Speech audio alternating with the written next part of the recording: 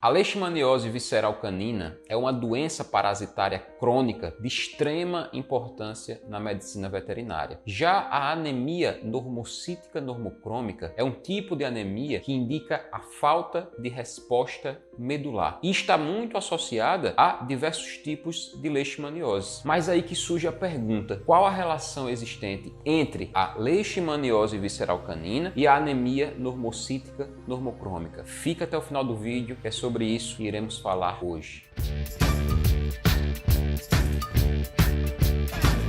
A leishmaniose visceral é uma doença crônica causada por protozoários do gênero Leishmania. Ela é transmitida tanto a animais quanto a seres humanos através da picada de insetos conhecidos cientificamente como flebotomíneos. As manifestações clínicas da leishmaniose visceral cutânea, elas dependem muito de alguns fatores que estão associados tanto ao hospedeiro, como por exemplo a resposta imune, também associados ao parasita, como por exemplo a virulência desse parasita. E dentre os sinais clínicos mais comuns da leishmaniose visceral canina, nós podemos observar ali, por exemplo, febre intermitente, emagrecimento, fadenopatia e lesões cutâneas, principalmente nas regiões das orelhas, do focinho, da cauda do animal e também na região das articulações desse animal. Laboratorialmente, a anemia, que seria ali a diminuição de células vermelhas na corrente sanguínea, diminuição das hemácias na corrente sanguínea do animal, a anemia seria ali o achado hematológico mais frequente em animais com leishmaniose visceral canina. E dentre os diversos tipos de anemia, a anemia normocítica normocrômica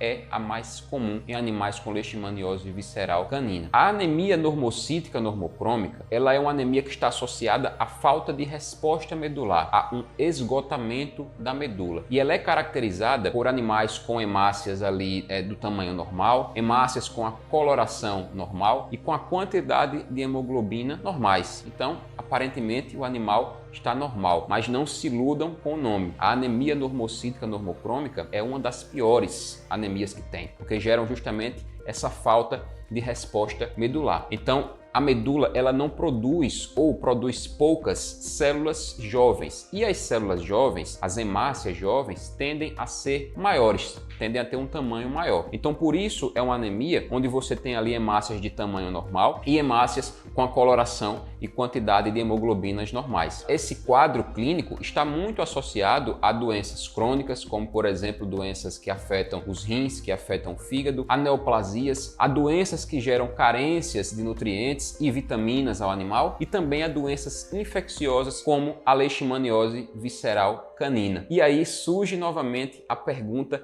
tema desse vídeo: qual a relação que existe entre a leishmaniose visceral canina e a anemia normocítica normocrômica? É o seguinte: na leishmaniose visceral canina, a anemia normocítica normocrômica surge a partir de dois mecanismos principais. O primeiro deles é conhecido como anemia inflamatória ou anemia da inflamação. E o que é que acontece? Na leishmaniose visceral canina, como em qualquer outra doença inflamatória crônica, existe a produção de mediadores químicos da inflamação. Esses mediadores químicos vão promover uma inibição da eritropoiese. E o que é a eritropoiese? Eritropoiese, gente, é a produção de hemácias pela medula óssea. Nesse caso, nós vamos ter uma diminuição dessa produção. E como é que isso acontece? Os mediadores químicos inflamatórios, eles levam a uma alteração do que se chama de eritropoietina, que é um hormônio produzido pelos rins e que atua na medula óssea, levando a medula óssea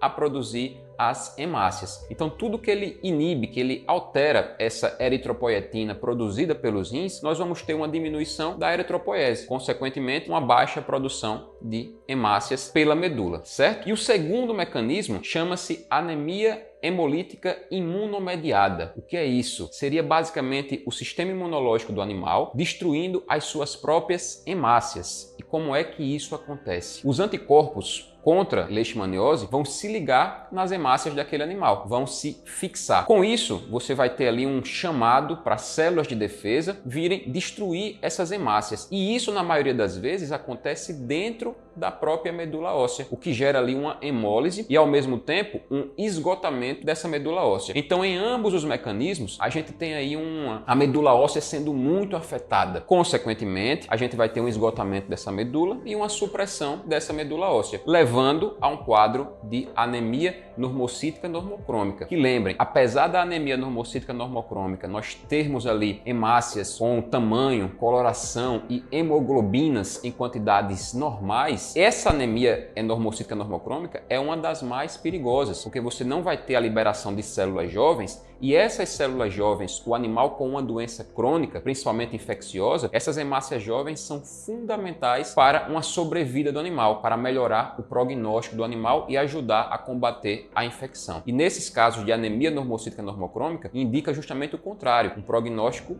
ruim. Então está explicada aí a nossa relação de hoje. Espero que vocês tenham compreendido, tenham aprendido o que foi falado aqui. É um tema de extrema importância dentro da medicina veterinária. Se gostaram do vídeo, curtam, comentem para que a discussão não pare aqui. Compartilhem o vídeo aí com pessoas próximas, com amigos que tenham interesse nesse tipo de conteúdo. Vamos fortalecer a comunidade, o MindVet. É isso, gente. Até a próxima.